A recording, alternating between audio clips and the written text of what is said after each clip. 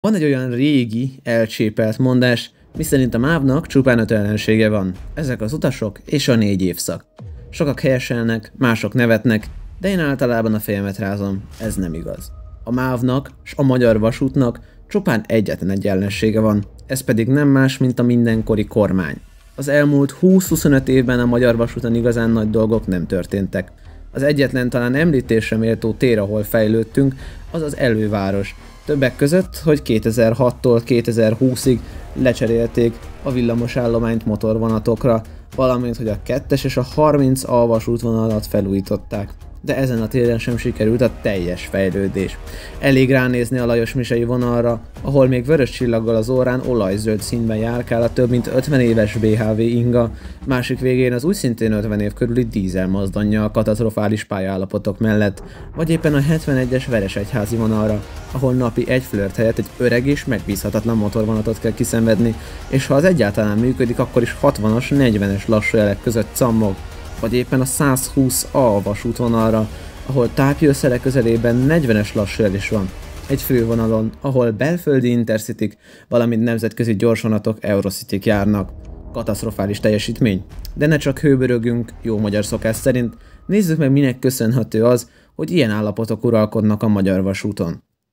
A magyar vasút múltja. A magyar vasút megszületése 1846. július 15-én a Pest-Vác, akkor még egyvágányú közvontatású vonal megnyitásával történt. Ez a Budapest-Pozsony-Bécs vonal első szakasza. A vonalon még Petőfi Sándor is utazott, s utazása adott inspirációt Vasúton című verséhez. Ezután nyílt meg 1847. augusztus 20-án a Sopron-Bécsújhely, majd még ez év szeptember 1-én a Pest-Szolnok vasútvonal. Az 1848-49-es forradalom leverése után az osztrák kormány felügyelete alatt magyar és osztrák társaságok üzemeltették és építették a vasutat. Ezen idők öröksége egyesev, amely talán mondhatni, jól működik a mai napig is. A kiegyezés 1867-es évére a hálózat hossza elérte a 2341 kilométert. Gondoljunk bele, körülbelül 20 év alatt az országban 2341 kilométernyi vasút épült. Ez a jelenleg személyszállításra használt kb. 6000 kilométeres hálózat több mint egyharmada. Igaz, ez a történelmi Magyarország területén, nem pedig csak a jelenlegi ország területén épült, de akkor is elképesztő ez a szám.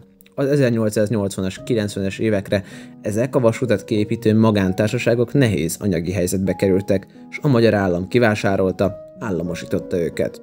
Így jött létre a MÁV jogelődje, a Magyar Királyi Államvasutak. Ezekben az időkben Magyarországon megtelepedett, majd jelentős fejlődésnek indult a vasúti járműgyártás. A növekvő vasúti rendszer igényeit egyre inkább hazai mozdonyokkal és kocsikkal szolgálták ki.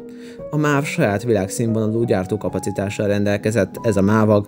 A Rába Magyar Vagon és Gépgyár néhány évvel alapítása után pedig már Európába, Latin-Amerikába és Afrikába is exportálta termékeit. Az első világháború kitörésekor a történelmi Magyarországon már 21.200 km vasútból 18.933 km volt a MÁV kezelésében. A trianoni békediktátum jelentősen megnehezítette a helyzetet. Vonalakat, régiókat vágott ketté, és így a hálózat bizonyos részei értelmüket vesztették.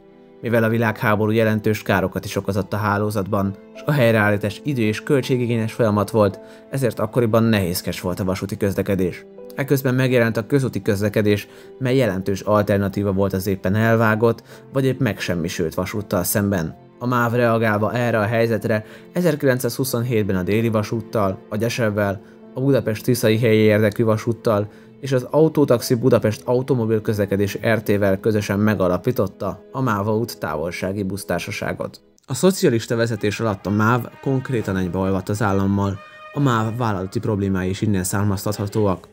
Sok terv született, de ezek maradtak a tervezőasztalán, ugyanis pénzhiány jelentkezett, és ennek következtében 1959-ben indultak meg az első vonalbezárások, amely a nyugati és a déli határ mentén található, Trianon által kettévágott kisforgalmú vasútvonalak felszámolásával járt. A 60-as években megkezdték a gőzmeghajtású mozdonyok kiváltását, elsőként dízel meghajtású mozdonyok és motorvonatokkal. Ennek köszönhetjük többek között a Nohab, Csörgő és Szergály mozdonyokat, valamint a BZ motorvonatokat, viszont az olajválság rádöbbentette a vezetést, hogy nem ez a jó irány, ezért nekiálltak a vasútvonalak villamosításának és a megfelelő mozdonyok és motorvonatok beszerzésének. Ennek köszönhetőek a Szilik, a gigantok, valamint a hernyók. Az 1968-as közlekedési koncepció a közút-vasút kapcsolat racionalizálásán dolgozott, vagy legalábbis ahogy ők értették a racionalizálást. A nem jövedelmező vasútvonalakat mintegy 634 kilométeren bezárták. Az 1980-as években a közút kapta a hangsúlyt, de mellette a vasútvonalakat is modernizálták, villamosították, és érkeztek új szerelvények és új kocsik is. Fontos hangsúlyozni, hogy ez az időszak nem kifejezetten tett jót a MÁV-val, de ha ez az időszak nem tett volna semmi jót, akkor ma körülbelül nem lenne hol és mivel utazzunk. Budapest elővárosi vonalain és néhány interrégión kívül. A villamos mozdonyállomány 87%-a, míg a dízel mozdonyállomány 100%-a ebből az időszakból van. Villamos motorvonatok terén csak 11%, míg dízel motorvonatok terén legalább 59% ez az arány. Ezek után jött a rendszerváltás, a MÁV újra részvénytársaság lett, és létrejött személy, valamint árufuvarozó leányvállalata. Személyfuvarozó leányvállalata a MÁV Start, árufuvarozó leányvállalata pedig a MÁV Cargo, amit még a Gyurcsány kormány adott el az ÖBB-nek, és ma már Real Cargo Hungária néven fut. 2007 márciusában a Gyurcsány kormány 14 vasútvonalon és vonalszakaszon mindösszesen 478 kilométeren szüntette meg a személyforgalmat. A vonalak pótlását a helyi volánok vették át a MÁV-tól, a mai napig is járnak ezek a járatok. 2009. decemberében a bajnai kormány 24 vasútvonalon és vonalszakaszon mintegy 800 kilométeren szüntette meg a személyforgalmat. 2010. december 6-án az Orbán kormánya bezárt 38 vonalból 10-et újra nyitott. 2012. áprilisában a második Orbán kormány javaslatára a MÁV végrehajtotta a története legnagyobb járatritkítását. A korábbiakhoz képest naponta összesen mintegy 410 személyszállító vonat állt le. Igaz, egyetlen vonalat sem zártak be, de 54 vasútvonalon lépett életbe menetrend szűkítés, és 15 mellékvonalon csak formálisan maradt meg a vasút. Ezeken a vonalakon egy-egy reggeli és esti vonat közlekedett, ezt a vasutasok alibi menetrendnek hívták. 2023. augusztus 1-én a MÁV, igen, a szolgáltató, nem a megrendelő, ezt egyáltalán nem értem, hogy miért, 10 mellékvonalat zárt be, politikai nevén módváltást hajtott végre. A vonalakat a volánbusz pótlójáratai helyettesítik. Szakmailag a vonalak bezárása egyáltalán nem indokolt, ugyanis a járműállomány nagyon kicsi része szabadul fel és csoportosítható át máshova. Ugyanez elmondható a személyzet tekintetében. Térjünk át a jelenre. Nézzük meg, hol, hogyan áll a magyar vasút. Kezdjük először a járműállománnyal. Kezdjük az első osztályú kocsikkal. Első osztályú Intercity kocsiból a MÁV Start 90 darabot tart forgalomban. Ebből a 90-ből 24, ami új, 2020-tól készül Szolnokon az Intercity Plus program keretében. A maradék 66-ból 29 régi, 1970-es évekből származó kocsik átépítései, és további 37 kocsit a MÁV a 90-es években rendelt a KAV-tól, valamint a DVA-tól. Tehát az első osztályú kocsik 70%-a több mint 25 éves, és itt az átépítési éveket vettem figyelembe, ahol azt kellett. Ez katasztrofális arány. Nézzük a másodosztályú IC kocsikat. A MÁV 286 darab másodosztályú Intercity kocsit tart forgalomban, ebből 52 darab aránylag új, 2018 utáni 8 darab 2008-9-ben átépített. A többi 226 kocsi mind 1999 előtti, tehát a kocsik 79%-a több mint 25 éves, ami úgy szintén katasztrofális teljesítmény. Gyorsvonati és személyvonati kocsikból a MÁV 833 darabot üzemeltet. Ebből a 833-ból 307 lehet az, ami egyáltalán fiatalabb, mint 2000, de ott sem biztosak az arányok. A posta vagy fecske BHV-król részletes információkat nem találtam. De ha véletlenül mind a 307 darab 1999 utáni, így is elszomorító a kép, ugyanis a gyors, valamint személyvonati kocsi flotta 63%-a több mint 25 éves. Étkező kocsiból 21 darab van, abból 0 újabb, mint 1999, tehát 100% 25 évnél idősebb. Fekvőhelyes kocsikból 28 darab van, ebből 0 újabb, mint 1999, itt is 100%, legalább 25 éves. A 15 darab hálókocsinál ugyanez a helyzet. A vezérlőkocsiknál, melyekből 81 darab van, csak 39% legalább 25 éves, míg a 26 podgyász, valamint bicikliszállító kocsiból 69% idősebb, mint 25 éves. Persze mondhatnátok, hogy nem veszük figyelembe azt, hogy ezek a kocsik nagyrészt felújított kocsik, de attól függetlenül a kocsi szekrény tényleg annyi idős, amennyi a kocsi, azt nem cserélték le teljesen, és lehet, hogy valamit mókoltak rajta, de attól függetlenül a kocsi alapja tényleg annyi idős. Szóval lehet akármit mondani itt a felújításokról, de általában a MÁV nem teljes körű felújítást hajt végre, hanem csak üléshúzatot cserél, vagy éppen kívülről lefesti a kocsit, a technikai részébe általában nem nyúlnak bele. A villamos mozdonyállomány 87%-a, míg a dízel mozdonyállomány 100%-a idősebb, mint 25 éves, villamos motorvonatok terén 11%, míg dízel motorvonatok terén legalább 59% ez az arány. Összességében a MÁV állományának 61%-a idősebb, mint 25 éves. Ezen statisztikai adatok alapján nyugodtan állíthatjuk, hogy a járműpark elöregedett, és azt is kijelenthetjük, hogy az Intercity Plus program nem hozza azt a nagyon várt sikert, amivel a kormány beharangozta. Hogy mi ezen problémákra a megoldás? A gyors, sebes és express vonatok már megszűnő félben vannak, kivéve a hibrid Intercity-ken, helyüket az interrégiós forgalom veszi át. Az interrégiókra a MÁV ismerve az utazási szokásokat, motorvonatokat csoportosít, és ez rendben is lenne, ha ezek megfelelő komfortot nyújtanának. De nem nyújtanak, hisz a MÁV az elővárosi vonataival próbál aránylag normális szinten szolgáltatni, és mivel ezek a vonatok nem ilyen távokra lettek tervezve, mellékesen megjegyzem, hogy Győrig sem alkalmas, pedig az úgymond elővárosi járat, de 2 óra egy deszkán oltári kényelmetlen, így nem túl kényelmesek. Erre már félig meddig alakul a megoldás, ugyanis a MÁV 2023. júliusában írt ki 80, első körben 20 motorvonatra közbeszerzést, ami némileg enyhít a problémán. A második legrosszabb állapotban az Intercity flottánk van. Ennek cseréjére még az előző közlekedésért felelős államtitkár Vitézi Dávid idején írtak ki közbeszerzést, ahol a kormány 39 plusz opciósan 10 darab, legalább 7 kocsis zárt távolsági szerelvényt szerzett volna be, melyek megoldották volna a problémát az ország belföldi, valamint nemzetközi közlekedésében, lecserélve a járműállomány 2/3-át. De sajnos, amikor megszűnt a TIM és Lázár János minisztériuma vette át a közlekedésügyeket, a minisztérium sok beruházással együtt ezt is levette a napirendről, az orosz-ukrán háborúra hivatkozva. Viszont most, hogy az EU folyósított némi pénzt Magyarországnak, így talán újra előkerülhetne ez a beszerzés, amivel végre az Intercity szolgáltatás is elérni az európai színvonalat az ország jelentős részén. A legrosszabb állapotban egyértelműen a vidéki regionális és elővárosi közlekedés, valamint annak járműállománya van. Öreg, főként dízel motorvonatok jellemzik ezt a szolgáltatási részlegét a MÁV-nak.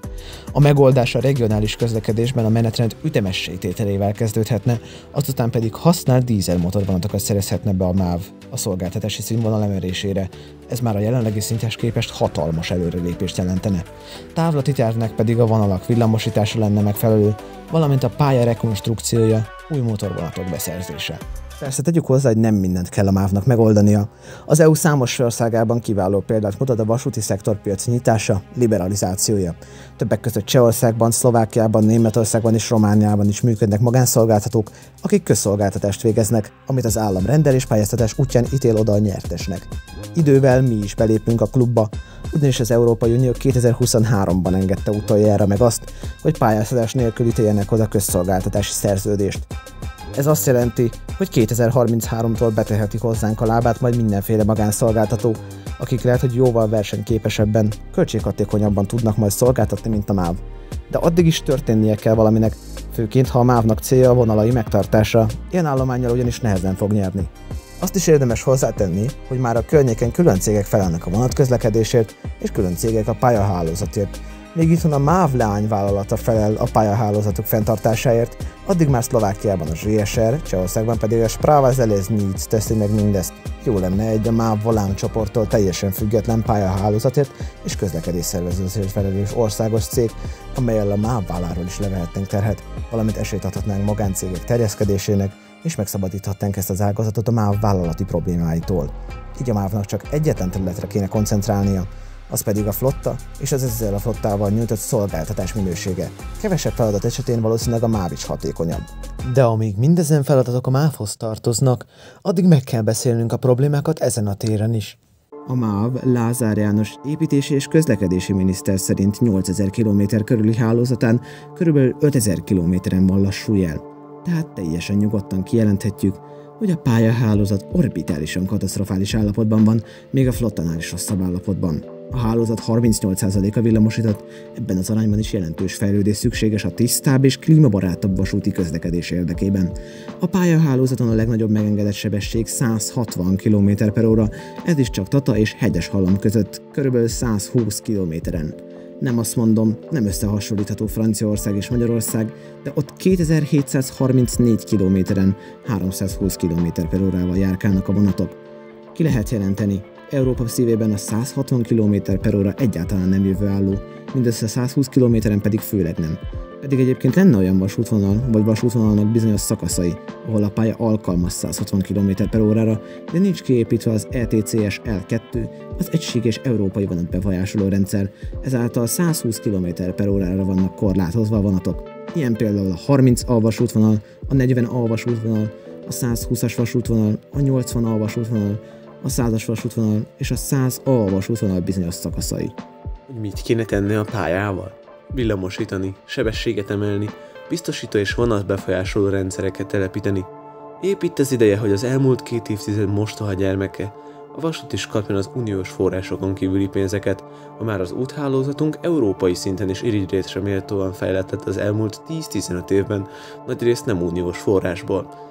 A közútról épít lenne a közlekedési fejlesztések epicentrumát a vasúti szektorba áthelyezni, mely egy környezetbarátabb, kényelmesebb és akár időtakarékosabb módja lehet a közlekedésnek. Fontos a pályán kívül az állomásfejlesztés is. Sok állomás borzasztó helyen van messze a település központjától, épp ezért nem versenyképes a település központjában megálló busszal szemben. Egyértelműen az ilyen vasútállomásokat intermodális csomóponttá kell alakítani, és ráhordani az embereket a vasútra a központban megálló busszal. Szó ne essék, nem várhatjuk el, hogy az ország minden településére eljusson a vasút, de ahol párhuzamok vannak, ott fel kell azokat számolni, mégpedig a vasút javára. Azon kívül, hogy egy állomás kieső helyen van, még számos probléma lehet vele, például a peronmagasság, ami megnehezíti az idősek, kismamák és mozgáskorlátozottak dolgát. A ma már standard SK+55-ös peron az országban nincs annyira elterjedve. Az SK+55 annyit tesz, hogy a sínkoronától, amin a vonat fut, attól a peron 55 centivel magasabban van, így a vasúti szerelvényeken megszüntethetőek a lépcsők, egy magasságba kerül a peron a belépési szinttel, például a flörtök belépési szintje egy magas erekkel a peronokkal, igaz a peron és a vonat között átongó lyuk okozhat még kellemetlen szituációkat. Sok helyen egy kis csúszó kis lépcső segít ezt őket áthidalni, ezek az itthoni flörtökön is vannak, csak lejjebb, mivel sok helyen SK+30-as vagy egyenesen SK+15-ös a peron, és ott tényleg a lépcső szerepét tölti be. Mindenképpen ezen a helyzeten is az infrastruktúra megújítása segít. Ezen kívül vannak olyan állomások, megállóhelyek, ahol nincs vagy nem funkcionál az épület, ezért télen-nyáron kültéren kell megvárni akár tető nélkül a vonatot. Ezen is átépítések, építkezések és felújítások segítenének. Szóval a tényleges pályán kívül szükséges az utazási színvonal emelésére állomásépület, vagy legalább fedett peronok, utasvárók, egy kijelző vágányonként, hogy az utas tájékozódhasson a vonat útvonaláról, tervezett és valós indulási idejéről, valamint az esetleges forgalmi zavarokról is. Nem árt, ha ezen kívül megállóhelyenként jegykiadó automatát telepítünk, amivel a jegyvizsgáló dolgát könnyíthetjük meg. Ezen kívül szükséges SK+55-ös peron, valamint legyen az állomás akadálymentesen is elérhető. Ezen kívül a közlekedés szervezésnek is számos problémája van. Az elavult vállalati modellen kívül a biztosító berendezések sokasságán, különbözőségén, elavultságán és minden nyavaján át próbál meg működni ez a részleg, amit talán a legjobb lenne MÁV-tól elválasztani. Tavaly nyáron egy nagyobb vihar után próbálhattam ki igazán mennyire működik ez a részleg. Szóval egy nagyobb éjszakai vihar után utaztam a Balaton déli partjára, Budapestről. Vonatom Kelenföldre 7 perc késéssel érkezett, ez még teljesen rendben van. Székesfehérvárig semmi probléma nem volt. Székesfehérvári megállásunk után már először Balatonaligán kellett volna megállnunk, de nem ez történt. Lepsényben félrerakták a vonatot, majd minden információ nélkül ott állították 1 óra 10 percen keresztül. Ezután átszállítottak egy másik vonatra, ahol Siófokig egyértelműen nem derült ki az, hogy lesz-e Siófoktól pótlóbusz. Aztán lett. 2 vonatnyi emberre 3 busz, kb. 210 férőhellyel, míg az én vonatomnak volt csak 600 a férőhelye. Közben igyekeztem kideríteni, mennyit megyünk ezzel a busszal, de azt mondták az ügyfélszolgálat, hogy azon kívül létezik, se azt nem tudják, hogy mennyi idő, se azt, hogy hol a busz, se azt, hogy csatlakozik-e a Balatonszemesről továbbinduló vonathoz. A végén az eredeti vonatom menetrendjéhez képest 2 órával és 15 perccel később érkeztem meg Balaton elére. És ha már itt tartunk, a MÁV-nak mindenképpen fejlődni kell a megbízhatóságában. Kimondható, hogy a MÁV megbízhatatlan. Amíg működött a Mennyit késünk ma nevű Twitter oldal, abból az időszakból átlagban 10 000 percet, körülbelül 167 órát késtek a vonatok naponta, de volt olyan nap, amikor 22.472 percet, körülbelül 375 órát, kb. 15 napot késtek egy nap alatt a vonatok.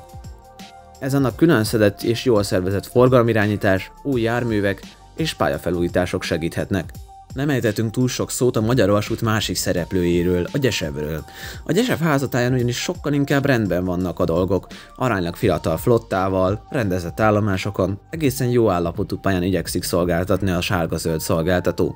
A Gyesev mondhatni teljesen jó európai minőségű szolgáltatást nyújt a nyugat-magyar utasoknak, ezért igazán nagy kritikát nem lehet feléjük megfogalmazni.